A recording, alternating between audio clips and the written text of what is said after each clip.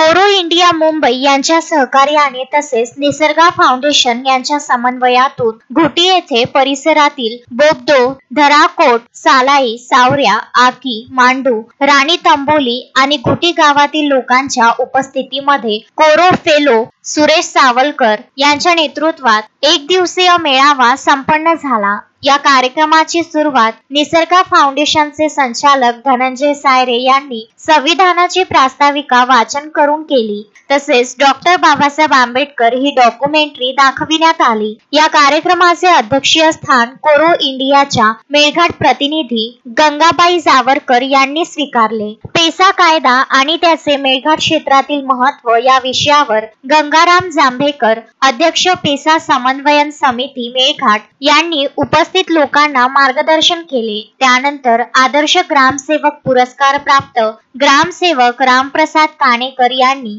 PESA कायदा आणि मेळघाट क्षेत्रातील ग्रामसभा महत्त्व या विषयावर लोकांना ग्रामसभेचे महत्त्व पटवून दिले। आदिवासी क्षेत्र म्हटले की एकात्मिक आदिवासी विकास कार्यक्रम अंतर्गत येणाऱ्या विविध योजना फार महत्त्वपूर्ण असतात। हे लक्षात घेऊन एकात्मिक आदिवासी विकास कार्यक्रम योजना या विषयावर मुकेश मेटकर यांनी मार्गदर्शन केले। तसेच उपस्थित लोकांना त्यांनी माहिती पत्रक दिले। सोबतच कृषी विभाग फळबाग लागवड तसेच पोकरा या योजनेची माहिती कृषी सेवक प्रियंका जावरकर यांनी उपस्थित गावकरी लोकांना दिली। पेसा कायदा आणि पाचही अनुसूचित क्षेत्रात तापी मेगा रिचार्ज प्रकल्प होऊ घातला आहे।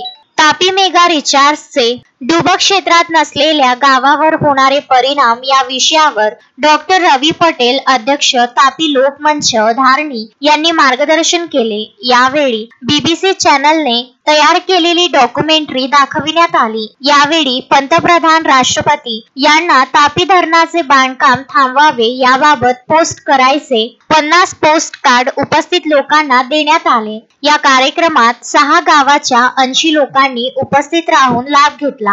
पावसाने हजेरी लावल्यामुळे काही गावातील लोक येऊ शकले नाही। या कार्यक्रमाचा समारोप गंगाबाई जावरकर यांच्या अध्यक्षीय भाषणाने झाला। शेवटी विधानसभा लोकसभा सबसे बड़ी ग्राम सभा दिल्ली मुंबई में देश की सरकार हमारे गांव में हम सरकार असे पेसा कायद्याचे महत्त्वाचे घोषवाक्य देऊन कार्यक्रमाची सांगता झाली। मारुती पाटणकर, विदर्भ न्यूज, चिखलदरा।